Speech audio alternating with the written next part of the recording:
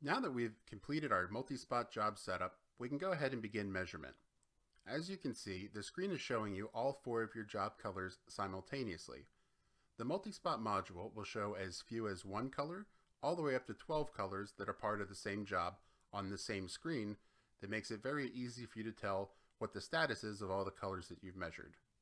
I'm going to go ahead and take a measurement of each one of these colors, and you'll see the measurements come in as I begin to measure. As the measurements come in, we see the appropriate graph pop out so we can know which graph that color is assigned to.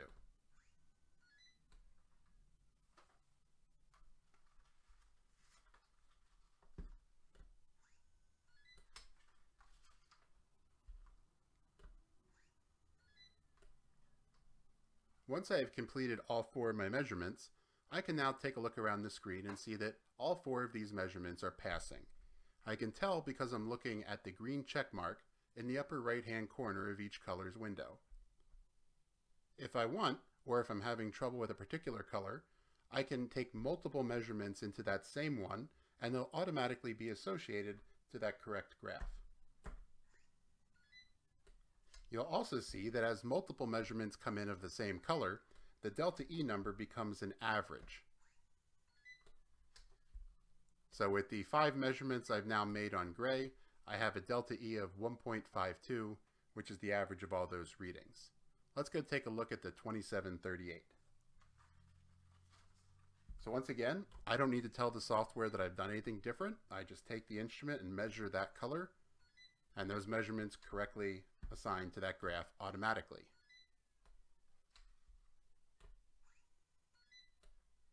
Now something has happened. In one of my 5 measurements, I now have a problem with a color that has exceeded my tolerance. This is why I now have a caution sign. So what I want to do is click anywhere on this graph to see more details. In this view, we can see all the measurements we've made on this color and determine which ones were passing with the green check and which ones were failing by the yellow caution sign. In this case, the density was 16 points too low based upon our target, and we now have a delta E of 226. So one of the questions you have is now, how do we use the information in MeasureColor to correct that? Simply click one time on the color that you need to adjust, and you'll see information displayed up here on the right as to if this color can be corrected via a density adjustment. The software is recommending an increase of 16 points of density, which will take the density from 2.2 to 2.36. This will reduce our delta E error from 226 all the way down to 137. So this is a very good adjustment that we should try to make. If I'm looking for further detail, I can double click on this individual measurement where I'm now looking at it exclusively. Here I can see a visual comparison of it to the standard and a verbal description that it is too dull, too green, and too yellow based upon my target. If I wish to compare the individual LAB, CH, or density values, they can be found up here in the upper right. We see the reference, which is our target, the sample, which is what we just measured, and then the delta or difference between each one of these components as compared to what we were trying to achieve. Once I have completed my review of this color, I can press the scatter view button to return back to the screen and continue my work. Now, whenever you start a new measurement set in MeasureColor, the job always defaults to a measurement mode called Make Ready.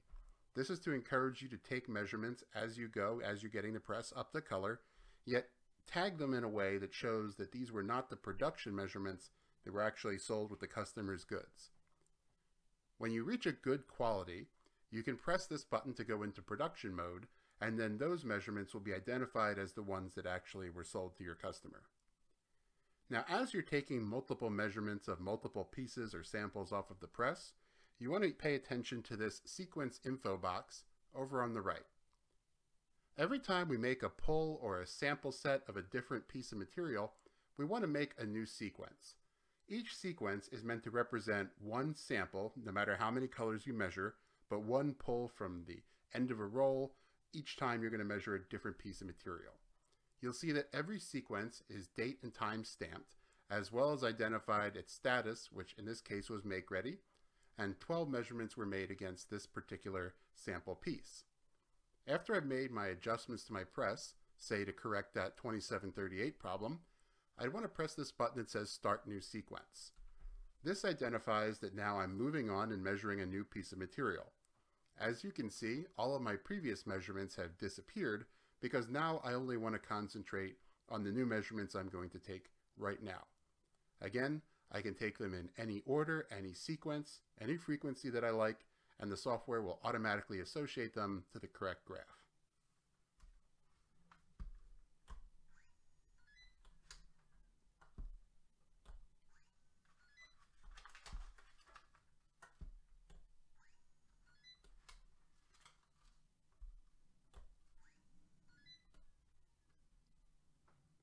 So now that I've resolved the problem with 2738 and I've got green checks on all my colors, I'm ready to go into production mode. So I will click the production button at the top to change it from make ready into production. You may now continue with another sample, whatever your measurement interval is after this piece. Again, we'll do that by pressing the Start New Sequence button to advance to the next piece of material that we're going to measure. Again, we repeat the process, measure each one of the colors.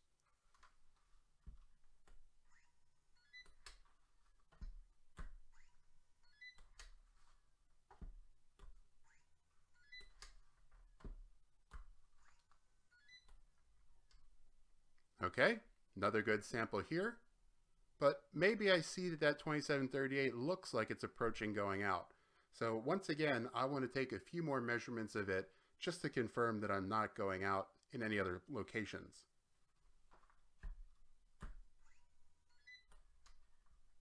Again, you're free to take as many measurements as you wish.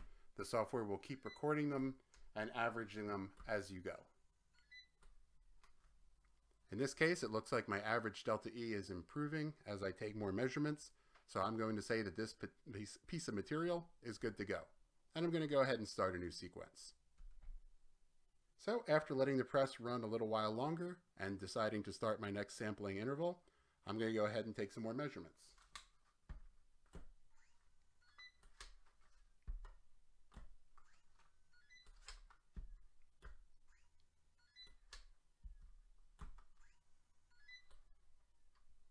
Now this time, I measured a color different from the 2738, so I could show you what happens when you measure something that doesn't look like it's quite part of the job. In this case, the closest color match was the 2738, but the color that I measured was 19 delta E away from that. So obviously I've made a mistake and I've measured the wrong color. When you see this prompt, you can press OK if you want to accept that measurement, but we don't want to in this case. Instead, you can hit cancel. When you hit cancel, that last measurement is disregarded, and we can continue as if we never measured that one at all.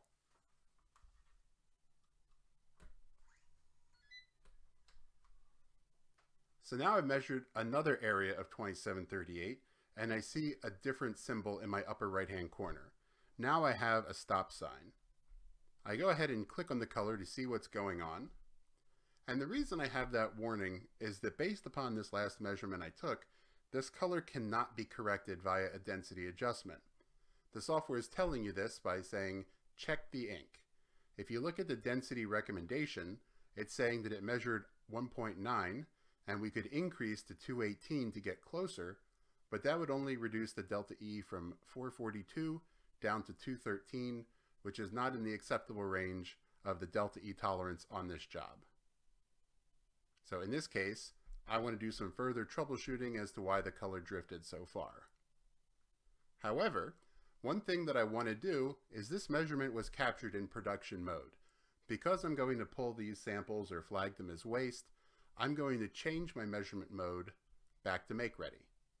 This has now changed all these measurements into being tagged as make ready, and now they will not be included in any reporting that perhaps is used internally or shared with the customer. When we're ready to take a new set of samples after correcting the problem, once again we go and press the Start New Sequence button. Now by default, whenever you start a new sequence, that sequence continues in the measurement status of the measurement before it. So now we see that this measurement is still marked as make ready. So what we'll do is we'll go ahead and take 4 more measurements.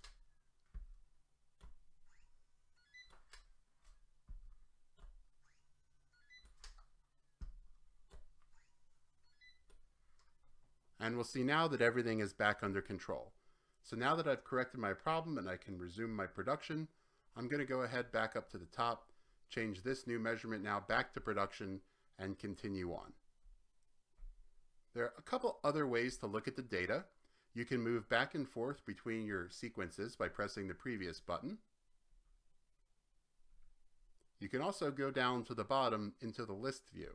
This will show you all the particular measurements you made on this one sequence.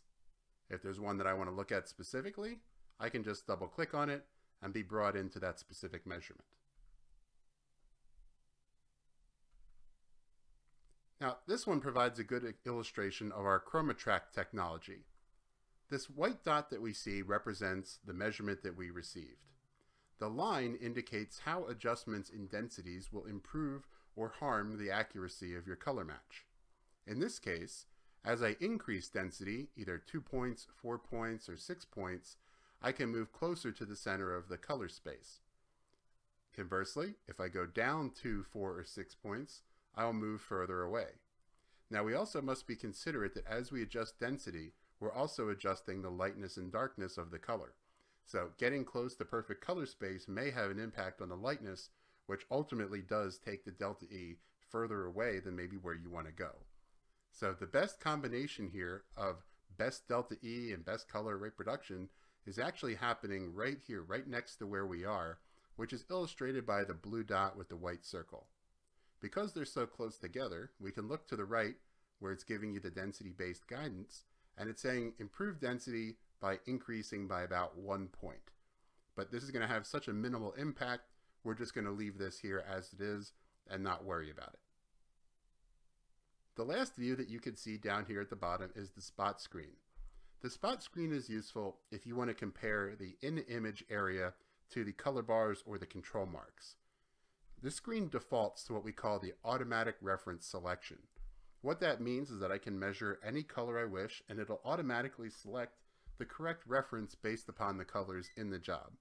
And now it'll give me a comparison based upon the target of that color. The important thing to keep in mind here is that whenever you're measuring in the spot screen, this is meant for simple comparison only. No measurements that you're taking from this screen are recorded because you may be comparing areas that are uncontrolled outside the control marks. So only use this screen when you need to check something that you're not sure how it may measure. Know that if you made all your measurements in the spot screen, nothing will be retained with that job, no reporting will be possible, and that may be a problem as the data is looked for to verify accuracy.